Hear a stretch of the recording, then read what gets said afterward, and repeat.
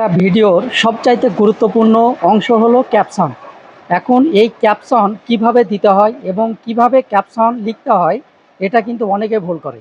কারণ হচ্ছে ক্যাপশন যদি সঠিকভাবে দিতে পারেন এবং ক্যাপশন যদি আকর্ষণীয় করতে পারেন তাহলে পারে আপনার ভিডিও দেখার জন্য দর্শক কিন্তু দাঁড়িয়ে যাবে, আর তখন দর্শক আপনার ভিডিও কিন্তু দেখবে।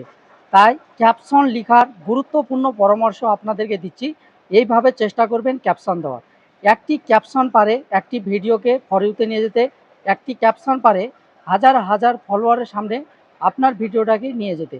কারণ হচ্ছে ক্যাপশন যদি ভালো হয় তাহলে সেখান থেকে নন ফলোয়ারদের কাছে যখন ভিডিওটি যাবে তারা ক্যাপশন থেকে আকর্ষিত হবে এবং ভিডিওটি সম্পূর্ণ দেখবে। একটা ভিডিও যখন কোনো ফলোয়ার বা কোনো দর্শক সম্পূর্ণ দেখে তখন সেখান থেকে ভালো পরিমাণ একটা ওয়াচ টাইম পাওয়া যায়। আর এই ওয়াচ টাইম পাওয়ার কারণে ফেসবুক আরও বেশি বেশি সেই ভিডিওটাকে সবার সামনে সাজেস্ট করে। এখন আপনি কিভাবে ক্যাপশন লিখবেন?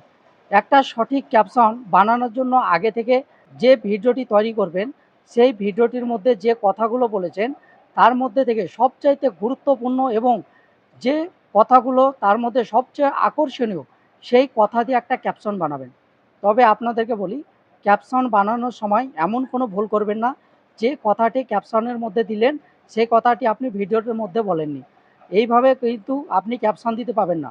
যদি ভুল ক্যাপশন এবং ভিডিওর মধ্যে নাই এমন ক্যাপশন আপনি যদি ক্যাপশনে লিখেন তাহলে সেখানে কিন্তু ফেসবুক আপনাকে স্প্যামিং হিসাবে ধরতে পারে। তাই এমন ক্যাপশন দিবেন যেটা আপনি ভিডিওটির মধ্যে বলেছেন। ভিডিওটির মধ্যে বলা আছে যে কোনো কথা যুক্ত করে আপনি সুন্দর একটি ক্যাপশন লেখার চেষ্টা করবেন। আর এই ক্যাপশনের কারণে আপনার ভিডিও যখন ফলোয়ারদের বা নন ফলোয়ারদের কাছে যাবে তারা ভিডিওটি দেখবে আকর্ষিত হয়ে। কারণ একটা ক্যাপশন খুবই গুরুত্বপূর্ণ ভূমিকা রাখে। তাই এইভাবে ক্যাপশন দিবেন। ভিডিওটির মধ্যে সবচাইতে গুরুত্বপূর্ণ যে অংশটিতে কথা বলেছেন সেই অংশটিকে আপনি ক্যাপশন হিসাবে ব্যবহার করতে পারেন। তাই ক্যাপশন সঠিকভাবে লিখুন, দেখবেন আপনার ভিডিওগুলো দর্শক দেখবে এবং আপনার ভিডিওতে ওয়াচ টাইম যদি ভালো হয় আপনার ভিডিওগুলো একটু না হলেও ভালো পরিমাণ ভিউজ পাবে।